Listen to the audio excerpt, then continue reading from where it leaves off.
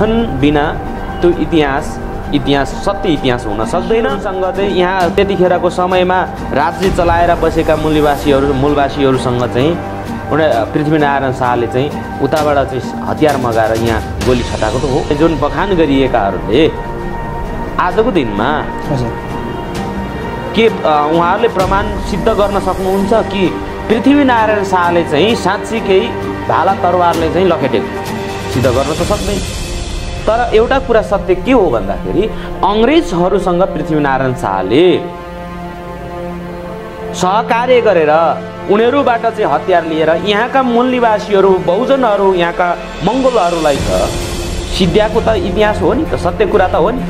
तर त्यो कुरा त स्वीकार्न तयार छैन यहाँका राज्य सत्ताका स्वामीहरू, इतिहासकार भन्ने हैन विद्वान वर्गहरूले त स्वीकार्न एकाध विद्वान वर्गहरू छन् जो चाहिँ नस्लवादी चिन्तन राख्छन्, उनीहरूले त स्वीकार्न सक्दैन।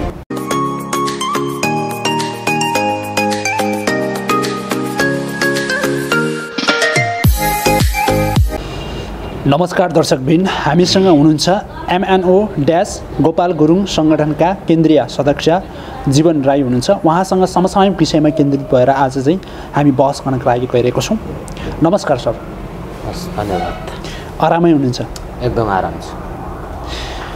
पछिल्लो समयमा तपाईँहरूको जुन सङ्गठनबाट निकालेका कुराहरूबाट कतिपय मान्छेहरूलाई चाहिँ एउटा चाहिँ मुटुमै परेको आएको छ। अर्को कुरा चाहिँ तपाईँको चाहिँ विशेष गरिकन तपाईँलाई पनि आरोप लगाएको पनि देखिन्छ, पुर्खाले चाहिँ आर्जेको अथवा पुर्खाको चाहिँ इतिहासलाई गलत तरिकाले तपाईँहरूलाई चाहिँ छुट्टै तरिकाले यो इतिहास होइन है, हाम्रो छुट्टै इतिहास रहेको छ, यो सत्यता भनेको यो हो भनेर तपाईँले देखाउन खोज्नु भएको छ।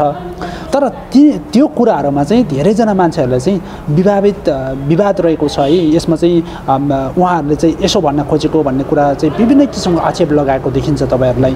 यस बिचमा के भन्न चाहनुहुन्छ? विशेष गरिकन आर्य समूहका मान्छेहरूले चाहिँ यसरी नै विभेद गरिएको देखिन्छ कि? प्रश्नको लागि धेरै धेरै धन्यवाद। हजुर, पहिलो कुरा त म के भन्न चाहन्छु भने हामीले कसैलाई आक्षेप लगाउने या कसैलाई डोमिनेसन गर्ने हाम्रो कुनै मनसाय होइन। हजुर है, हामीले इतिहास त लेखिन्छ, इतिहास त राजाहरूको गौरव गाथा, राजाहरूले हिजो के गरे हैन, त्यसको गौरव गाथा त गाइयो, गुणगान त गाइयो। तर असली रूपमा ती राजाहरूलाई राजा मानेर बस्ने जो रैती बनाइएका थिए, ती रैतीहरूको त इतिहास त लेखिएन। त्यो नलेखिएको कारणले गर्दाखेरि त्यो रैतीहरूको पनि त इतिहास हो, त्यो पनि लेखिनुपर्छ भन्ने हाम्रो भनाइ हो हैन। अब यसमा कसैलाई होइन भित्रदेखि चित्त दुख्छ, कसैलाई चाहिँ त्यो प्रति असन्तुष्टि हुन्छ अथवा त्यो प्रति चाहिँ चित्त बुझ्दैन भने त्यो उहाँहरूको कुरा हो, उहाँहरूको समस्या हो। हामीले त के हो भन्दाखेरि सत्य कुराको उजागर गर्ने, जे भएको त्यही बोल्नु भयो। सत्य कुरा किन भन्दाखेरि हो पृथ्वीनारायण शाहको एउटा अध्याय, त्योभन्दा अगाडिको राम शाहको एउटा अध्याय, त्योभन्दा अगाडिको चाहिँ दरवेश शाह, त्योभन्दा अगाडिको चाहिँ जयस्थिति मल्ल हैन, त्योभन्दा अगाडि चाहिँ हामी किराँतसम्म चाहिँ जो यलम्बरको पालासम्मको चाहिँ हामीले इतिहासलाई फर्केर हेऱ्यौँ भने त त्यहाँ चाहिँ हरेक अध्यायमा हैन के भए, कस्तो कस्तो भएका थिए, के गरिएको थियो भन्ने कुरा त इतिहास त छ नि त। तर त्यो भएका इतिहासलाई दमन गरेर दबाएर अनि के भयो भन्दाखेरि झुटको इतिहास लेखियो। झुटको इतिहासले के भयो त भन्दाखेरि त्यो झुटको भ्रमको पहाड निर्माण भयो। त्यो भ्रमको पहाडले चाहिँ हामीलाई आजसम्म उठ्न दिएन अथवा हामीले जहिले पनि छेकिरह्यो। हामी कहिले पनि एउटा चाहिँ उज्यालो प्रकाशमा हैन हामी आउन सकेनौँ, अथवा त्यो चाहिँ राज्यमा बस्नेहरूले जो आफूलाई राजा भने, जसले हामी शासक भने, हामी चाहिँ सत्ताका स्वामी भने, उनीहरूले चाहिँ हामी प्रति गरेका चाहिँ विभेद, अन्याय, अत्याचार हैन त्यसको हामीले चाहिँ भण्डाफोर गरेका हौँ। यो कसैलाई चाहिँ हामीले निस्तेज पार्ने, उसलाई उसको इतिहासविहीन बनाउनु पर्छ भने हैन। इतिहास त उनीहरूले त ठेलीका ठेली लेखिया छ हैन, आफ्नो इतिहास त लेखिया छन्, आफ्नो वंशावली तयार गरेका छन्, आफ्नो चाहिँ सम्पूर्ण कुरा छ। त्यही कुरा हामीले उजागर गर्दाखेरि, त्यही उनीहरूको वंशावलीलाई हामीले चाहिँ उजागर गर्दाखेरि यहाँ कसैलाई आक्षेप लगाएको बुझ्नु गलत के भन्न चाहन्छु। पछिल्लो समयमा तपाईँहरूले जुन ओठीका एजेन्डाहरू रहेको छ यसरी चाहिँ अगाडि बढ्नुपर्छ भन्ने इतिहास पनि पहिलाको इतिहास चाहिँ यो यसो हुनुपर्ने ठाउँमा चाहिँ यसो भएको रहेछ भन्ने कुरा गर्नुभएको छ। राजाको इतिहासदेखि पहिलाको किराँतदेखि लिएर अहिलेसम्मकै। तर अहिले त तपाईँको किताबहरूमा पानाहरूमा पढ्न पाइन्थ्यो त्यो इतिहासहरू, अहिले त इतिहास नै छैन। तपाईँको किताब पाना पनि हटाइएको छ नि इतिहास पनि। अनि यस्तो हुन्छ किताबको पानामा मैले आजसम्मले जानेर बुझेअनुसार हेर्ने हो भने हजुर हाम्रो इतिहास त्यहाँ लेखिएन।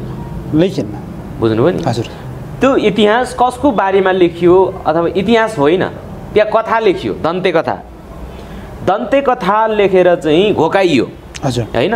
त्यही दन्ते कथा घोकेर चाहिँ जो आज हामी इतिहासकार बन्न रहर गर्दैछौँ भने त्यो सर्वथा गलत हो।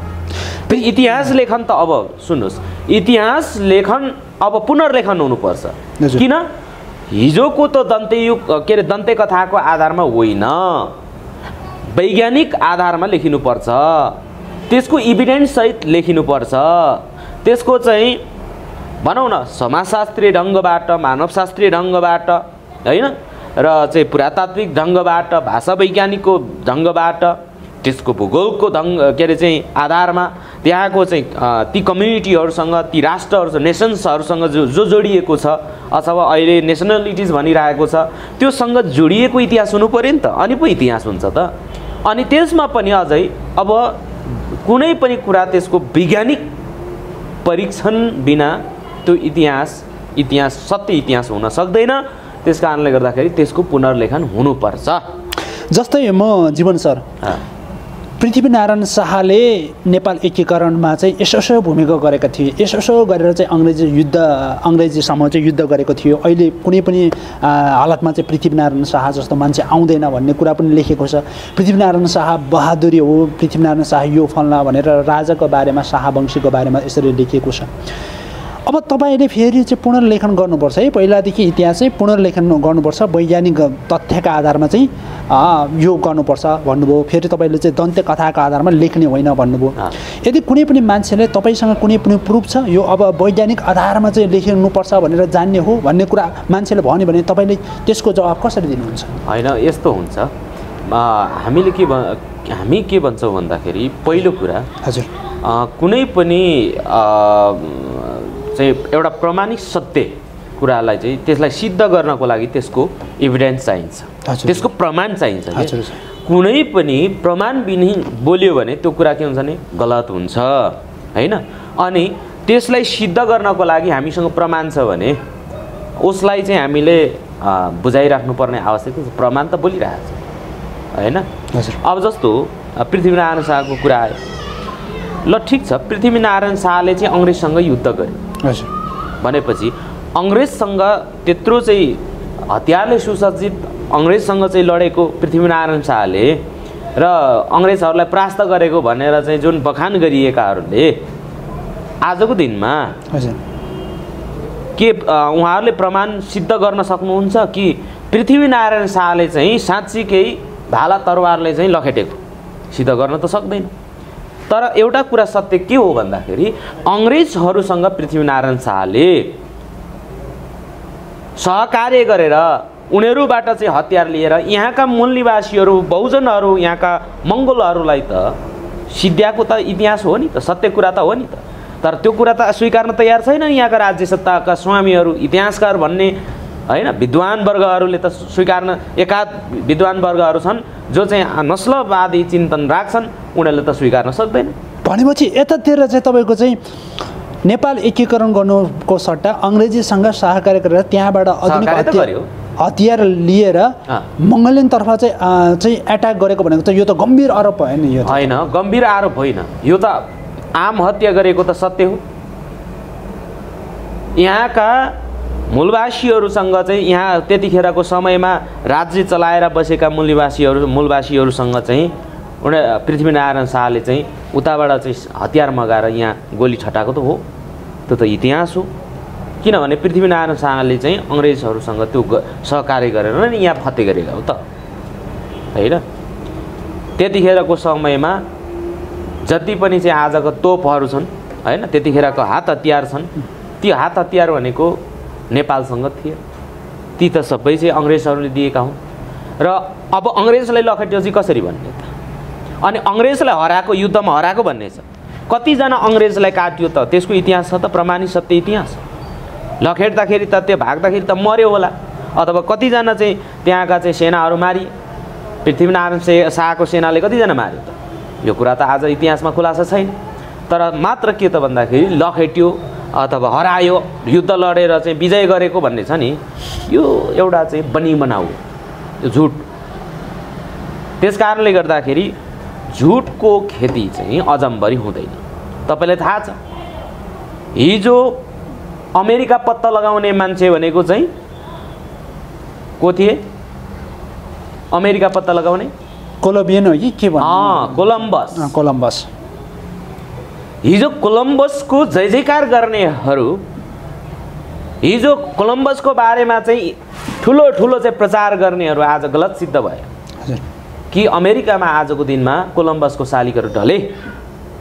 हिजो महात्मा गान्धी महान भन्नेहरू आज महात्मा गान्धीको चाहिँ मूर्तिहरू चाहिँ ढालिँदैछ। किन भन्दाखेरि एउटा त्यतिखेरका सत्ताले, त्यतिखेरका चाहिँ राज्य नियन्त्रण मिडियाले, त्यतिखेरका चाहिँ एउटा भनौँ न त्यो सत्तालाई चाहिँ जोगाउन लागि पर्नेहरूले चाहिँ गलत किसिमले उनीहरूले के गरे त भन्दाखेरि यो महान भनेर चाहिँ बनाइदिए, एउटा चाहिँ भ्रम फैलाइदिए, भ्रम प्रचार गरिदिए। अनि त्यसले के गर्यो त भन्दाखेरि ओहो महात्मा गान्धी त महान रहेछ, कोलम्बस भनेको त महान रहेछ अमेरिका। तर त्योभन्दा अगाडि त 7000 वर्षको अगाडिको इतिहास त अमेरिकामा छ। माया सभ्यता भनेको त अमेरिकाको सबैभन्दा पुरानो सभ्यता हो। जीवन सर, अब यसमा खुलाइदिनु, स्पष्ट पारिदिनुहोस्। भनेपछि अहिलेको वर्तमान परिप्रेक्ष्यमा जति पनि मान्छेहरूले चाहिँ अहिले तपाईँको चाहिँ राष्ट्रपिता, राष्ट्रको नायक भनेको पृथ्वीनारायण शाह भनिएको छ, के तपाईँ राष्ट्रपिता पृथ्वीनारायण शाह होइन हो या होइन, के भन्न चाहनुहुन्छ तपाईँ? म पृथ्वीनारायणको सवालमा चाहिँ म के भन्छु भन्दाखेरि पृथ्वीनारायण शाहले भूगोलको एकीकरण गरेका हुन् होइन, यो कुरामा म सहमत छु। तर उनले वास्तविक नेपालको एकीकरण गरेका होइन। उनी एकीकरणकर्ता नेपालीहरूलाई चाहिँ एकीकरण गर्ने मान्छे होइन। के कारण गर्दा, के कारण दिन सक्नुहुन्छ तपाईँले? किन भन्दाखेरि उनले भूगोल चाहिँ आफ्नो हातमा ल्याए, आफ्नो मुठीमा ल्याए, अथवा यसलाई चाहिँ एकीकरणको नाम दियो होइन। तर उनले कुनै पनि रचनात्मक हिसाबले नेपाललाई एकीकरण गरेको होइन। बलजब्ती हिसाबले, जबरजस्ती हिसाबले, आत्महत्या गरेर त्यहाँ चाहिँ एउटा चाहिँ जेनोसाइड भन्छ नि, त्यस्तो नसंहार मचाएर चाहिँ उनले जुन किसिमले चाहिँ क्याप्चर गरे त्यसलाई चाहिँ एकीकरण भनिँदैन, त्यसलाई साम्राज्यवाद भनिन्छ। साम्राज्यवादीहरूको नै काम के हुन्छ भन्दाखेरि त्यही हो कि विस्तारवाद र साम्राज्यवाद भनेर चाहिँ अमेरिकालाई गाली गर्ने छन् नि त होइन यहाँ। तर अमेरिका भारतलाई विस्तारवादी भनेर चाहिँ गाली गर्नेहरू नै आजको दिनमा साम्राज्यवादी हुन् भनेर ठहरिसकेको अवस्था हो। र पृथ्वीनारायण शाह पनि एकताका प्रतीक चाहिँ होइनन्। उनी हो भूगोलको चाहिँ एकता गरेको हो, एकीकरण गरेको हो, त्यो कुरामा दुई मत छैन। तर उनले सम्पूर्ण नेपालीहरूलाई चाहिँ एकीकरण गर्यो भन्ने कुरा चाहिँ सर्वथा भ्रम हो भनेर। जीवन सर, तपाईँले बताउन खोजेको चाहिँ यो कुरा हो, कुनै पनि मान्छेको भावना, मनाशयदेखि लिएर परम्परा, संस्कृति नै नजोगिकन, त्यसको चाहिँ आधारै नगरिकन चाहिँ एकलवादी रूपमा चाहिँ आफ्नो पहिचान कायम गर्नको लागि भूगोल मात्र गरेको र अरूको चाहिँ मनोभावनालाई कदर नगरेको भन्न खोज्नु भएको तपाईँले होइन? कदर गरेन। किन कदर गरेन भन्नुहुन्छ भने जब पृथ्वीनारायण शाहले एकीकरणको नामाकरण गरे, नेपाल भनेर चाहिँ नामाकरण गरे, अथवा यो चाहिँ एउटा उनको अभियानलाई चाहिँ त्यो एकीकरणको नामाकरणसँग जोडियो, त्यसपछि उनले के गरे भने असली हिन्दुस्तान भनेको चाहिँ नेपाल भनेको असली हिन्दुस्तान हो भनेर भने होइन। असली हिन्दुस्तान भन्नुको पछाडि तात्पर्य के त? उनको मकसद के थियो त भन्दाखेरि नेपाललाई चाहिँ उनले असली हिन्दुस्तान बनाउन चाहन्थे र त्यो सफल भयो भन्ने नै हो होइन। त्यसो भएकोले गर्दाखेरि उनले जुन नेपाल एकीकरणको नाम दिएर अथवा अहिले विभिन्न प्रचार गरिएका छन् त्यो जस्तो होइन। किन भन्दाखेरि यदि उनको त्यो मकसद थिएन भने सबैलाई चाहिँ आफ्नो धर्म मान्ने अधिकार त्यो त खुला हुनु पर्थ्यो, सबैले आफ्नो भाषा मान्ने अधिकार त खुला हुनु पर्थ्यो।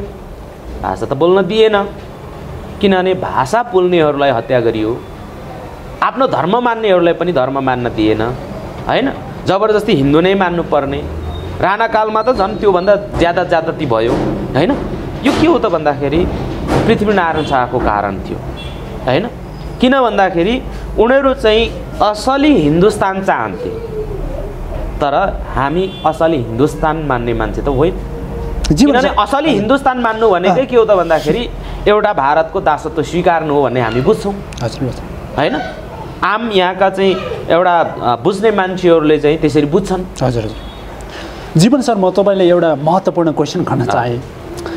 तपाईँले यस किसिमका चाहिँ यो तपाईँको चाहिँ अनुभव लागेका अथवा आफ्नो कुराहरू राख्दै गर्ने क्रममा चाहिँ तपाईँले भनेअनुसारका चाहिँ आफ्नै पहिचानअनुसार आफ्नै धर्मअनुसार चाहिँ मानियो अथवा आफ्नै तरिकाले चाहिँ यो फल्ने ठाउँमा चाहिँ जस्तै किराँत चाहिँ जस्तै तपाईँको खुम्बु प्रदेश, किराँत प्रदेश भन्ने विभिन्न किसिमको प्रदेशहरू छुटाउनु पर्छ भन्ने कुरा पनि त्यस्तो उठेको पनि छ, सवाल पनि होइन।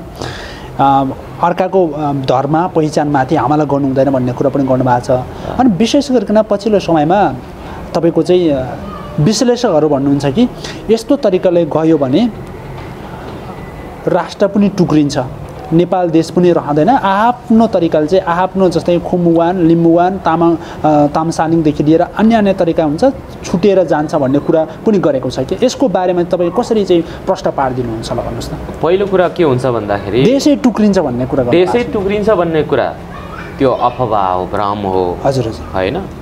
किन भन्नुहुन्छ भने दुनियाँमा आज 3 दर्जनको हाराहारी मुलुकहरू चाहिँ सङ्घीय राज्य गणराज्य भनेर चाहिँ घोषणा भए होइन। त्यो पनि शक्तिशाली राष्ट्रहरू नै छन्। आज उनीहरू त्यत्तिकै शक्तिशाली त भएका होइन होइन। जो त्यहाँको एउटा सङ्घीय संरचना, त्यहाँको राज्यको स्वरूप होइन, टोटली के हो सङ्घीयतामा आधारित छ भने ती मुलुकहरू त आज टुक्रिएका छैनन् नि है। त्यसो भएकोले जुन किसिमले यहाँ प्रचार गरिन्छ त्यो भनेको नेपालमा सङ्घीयतालाई असफल बनाउनको लागि हो। सङ्घीयताले देश टुक्रिने होइन, त्यो सङ्घीयताले देश टुक्र्याउने भन्ने कुरा हावा कुरा हो, निराधार कुरा हो, जसमा सत्यता छैन।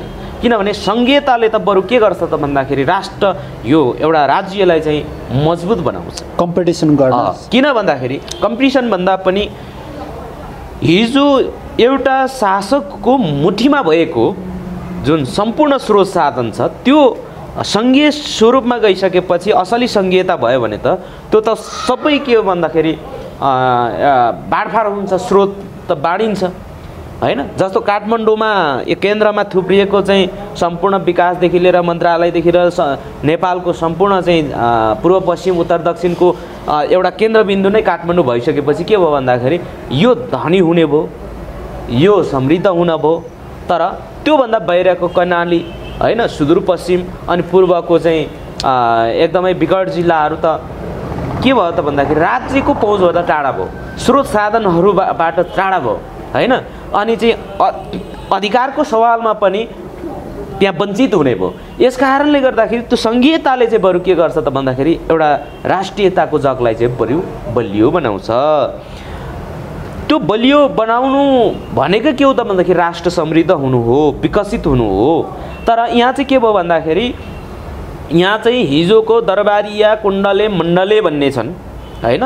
एक प्रकारको चाहिँ राजाको वकालत गर्नेहरू छन्, एक किसिमको चाहिँ अतिवादी मानसिकताबाट गुज्रेका छन्, तर ब्राह्मणवादी अथवा बाहुनवादी एउटा मानसिकताबाट ग्रसित छन्। त्यस्ताहरूले चाहिँ सङ्घीयता आवश्यक छैन, सङ्घीयताले देश धराशायी बनाउँछ, सङ्घीयताले चाहिँ देशको अर्थतन्त्रलाई धान्दैन, सङ्घीयताले चाहिँ एउटा के भन्छ भूगोललाई चाहिँ फुटाउँछ होइन। यो कुरा चाहिँ के हो भन्दाखेरि यो सर्वथा गलत कुरा, भ्रम मात्र। तर सत्य यो हो कि सङ्घीयताले चाहिँ देशलाई अथवा दिगो विकास र शान्तिको लागि चाहिँ सङ्घीयता आवश्यकता छ। र अर्को कुरा के हो भन्दाखेरि एउटा सङ्घीय एउटा चाहिँ प्रान्तहरू अथवा चाहिँ स्टेटहरू चाहिँ त्यहाँ चाहिँ छुट्टिन्छ। त छुट्टिँदाखेरि एउटा चाहिँ त्यो राज्य नियन्त्रण नै हुन्छ नि त, केन्द्रबाट नै त्यो नियन्त्रण त हुन्छ।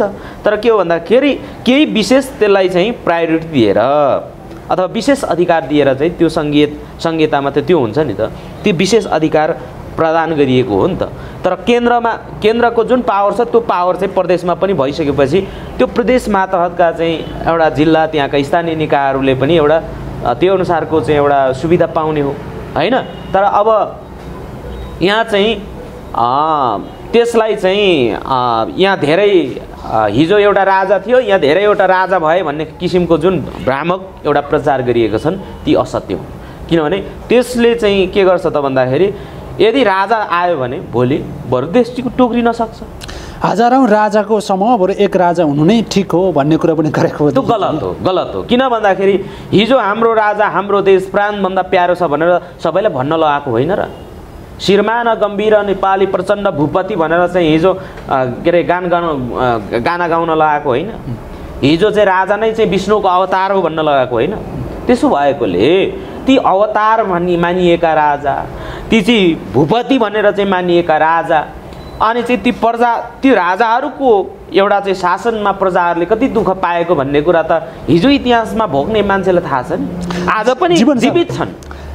पछिल्लो समयमा ज्ञानेन्द्र शाह अब चाहिँ राजगद्दीमा जानका लागि तयार भइसकेको छ, अतुरी भइसकेको छ। अब दिनगन्ती सुरु भइसकेको छ। अब यो महिनामै अन्तिमै हुन्छ भन्ने कुरा कुनै विश्लेषकहरूले त्यसो कुरा गरेको छ। यसले त फागुन 11 गते आउँछ भनेर चाहिँ योभन्दा अगाडि घोषणा गरे होइन।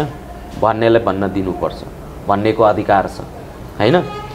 अब तपाईँलाई के लाग्छ नेपालमा फेरि राज संस्था होइन, राजा फर्कियोस् नफर्कियोस् हामीलाई मतलबको विषय होइन।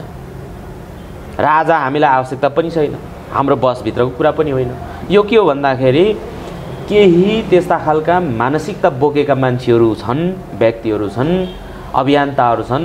ती भनेको के हो त भन्दाखेरि अझै पनि यो मुलुकलाई दिगो शान्ति विकास एउटा चाहिँ स्थायी विकासको लागि चाहिँ गर्न पर्छ भन्ने मानसिकताबाट भन्दा पनि यो देशलाई अझै पनि अराजकतामा ढकेल्नुपर्छ, यो राष्ट्रलाई चाहिँ यो मुलुकलाई चाहिँ एउटा समृद्धि बन्न दिनु हुँदैन भन्ने सोचबाट ग्रसितहरू ती मानिसहरू के चाहन्छन् त भन्दाखेरि हिजोको त्यो जङ्गली शासनै खोज्छन्। जबकि हिजो आम नेपालीहरूले त्यो मन नपराएर त्योबाट वितृष्णा जागेर त्यसलाई फ्याँकेको हो नि होइन। अब हिजो राजालाई सुधार्नको लागि रगतको खोला बगाउनु पर्थ्यो भने अथवा राजालाई फ्याँक्नको लागि रगतको खोला बगाउनु पर्थ्यो भने आजको दिनमा कुनै पनि शासक बन्न चाहन्छ, म प्रधानमन्त्री राष्ट्रपति होइन अनि चाहिँ चिफ मिनिस्टर बन्छु भन्दाखेरि त मलाई त बाटो खुल्ला छ नि त, मैले चुनाव लडेर जान सक्यो होइन, वैधानिक तरिकाले जान सक्यो नि। तर हिजोको दिनमा ती राजाहरूले निरङ्कुशता गर्दाखेरि हजारौँ मानिसहरूले चाहिँ बलिदान दिनु परेको इतिहास हो कि होइन। त्यस कारणले गर्दाखेरि लोकतन्त्रको विकल्प राजतन्त्र हुन सक्दैन। राजतन्त्र हुन सक्दैन यस कारणले हुन सक्दैन कि लोकतन्त्र भनेको त्यहाँ चाहिँ जनताले चाहिँ चाह्यो भने अहिले उम्मेदवार दियो भने इलेक्सन गरेर अथवा इलेक्सनमा चाहिँ लडेर चुनाव लडेर चाहिँ त्यो ठाउँमा आफ्नो सुरक्षित गर्न सक्छ। तर एउटा के अरे चाहिँ वंशमा आधारित राजा, एउटा वर्णमा आधारित राजा, एउटा वंशमा आधारित राजा, एउटा चाहिँ के अरे चाहिँ निरङ्कुश राजा चाहिँ अथवा जुनसुकै प्रकारको राजा होस् त्यो राजा लोकतन्त्रको विकल्प हुन सक्दैन भनेर चाहिँ तपाईँको यो लोकप्रिय मिडियाबाट म भन्न चाहन्छु। जीवन सर, अब त्यसको बारेमा गइरहे चाहिँ हामी अर्को एपिसोडमा गरौँला। एमसिसी नेपालमा लागू हुनुपर्छ भनेर अमेरिकनबाट चाहिँ हिजो मात्रै चाहिँ उपराष्ट्रपति त्यसको चाहिँ उपराष्ट्रपति भन्नुभएको छ, उहाँ आउनु भएको छ। अनि बाहिर उता भारतबाट चाहिँ रामदेव बाबा आउनु भएको छ, उहाँलाई चाहिँ सार्वजनिक जग्गा चाहिँ दिनुपर्छ है भन्ने पनि शेरबहादुर देउवाले प्रधानमन्त्री शेरबहादुर देउवाले भन्नुभएको छ। प्रचण्डलाई पनि भेटेको छ। अनि एमसिसी चाहिँ पास गर्नको लागि हामी चाहिँ अब साझेदारी हुनुपर्छ है भन्ने कुरा पनि प्रचण्डले गरेको छ। तपाईँलाई के लाग्छ नेपालमा के एमसिसी आउनै पर्छ? एमसिसीको चाहिँ 60 अर्ब रकम चाहिँ नेपालमा चाहिँ कोल्टामै राख्नुपर्छ अनि मात्र विकास हुन्छ, नभए हुँदैन पहिलो कुरा के हुन्छ भन्दाखेरि यो एउटा नितान्त विदेश नीतिमा पनि आधारित कुरा हो हैन।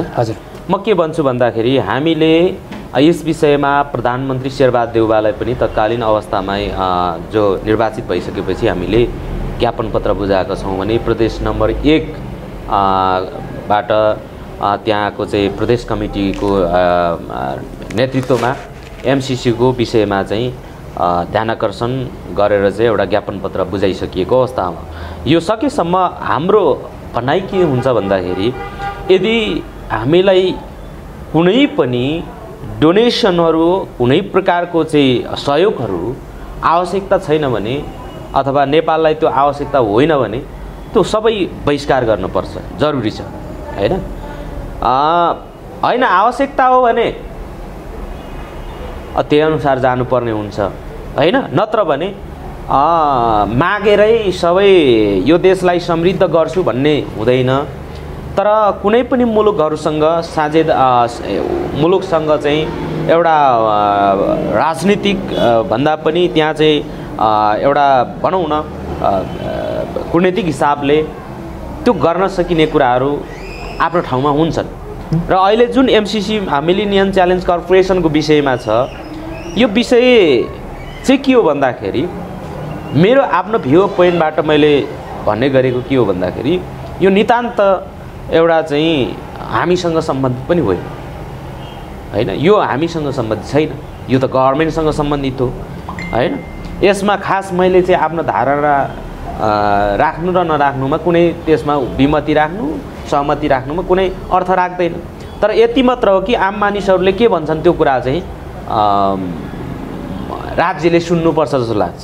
जीवन सर, अब यसमा त तपाईको चाहिँ अर्को कुरो त्यसैमा म जोड्छु। तपाईले रामदेवको कुरा नि उठाउनु भयो संयुक्त रूपमा। जो नेपालमा रामदेव आए उनले चाहिँ आफ्नो व्यापार यो को लागि चाहिँ सार्वजनिक जग्गा पाए भन्ने खालको, अनि अर्को चाहिँ टेलिभिजन पनि, दुईटा टेलिभिजनको कुरा पनि आए। यो के हो भन्दाखेरि हामी चाइना अमेरिका पक्षधर भएर भारतीय पक्षधर भएर यहाँ चाहिँ लडाई झगडा गर्छौँ हैन। तर यथार्थ के हो त भन्दाखेरि यो लडाई झगडा उत्पन्न गराउने चाहिँ फेरि यी अराष्ट्रिय नेताहरू जसले चाहिँ यो मुलुकमा चाहिँ द्वन्द गरिरहेका छन्, सिर्जना गरिरहेका छन्। अब एउटा सुकुम्बासीले बिचरा एउटा जग्गा पाउँदैन, गरी खान देऊ भन्दाखेरि पनि जग्गा पाउँदैन। एउटा चाहिँ व्यापारी आयो भने चाहिँ त्यो व्यापारीलाई चाहिँ खुसुक्क चाहिँ दिइहाल्ने। यो के हो भने यही नै चाहिँ एउटा नेपाललाई चाहिँ भारतको एउटा चाहिँ प्रान्त जस्तो बनाउन खोजेको देखिन्छ। किन भन्दाखेरि भारतको व्यापारीहरू चाहिँ दक्षिण अफ्रिकामा पुगे, दक्षिण अफ्रिकाको चाहिँ शासन सत्तामा त्यो एउटा चाहिँ त्यहाँका राष्ट्रपति ज्याकोब जुमा योभन्दा अगाडिका थिए, उनको वरिपरि बसेर ती व्यापारीहरूले के गरे त घेराबन्दी लगाएको थिए र भ्रष्टाचार अत्याधिक भयो।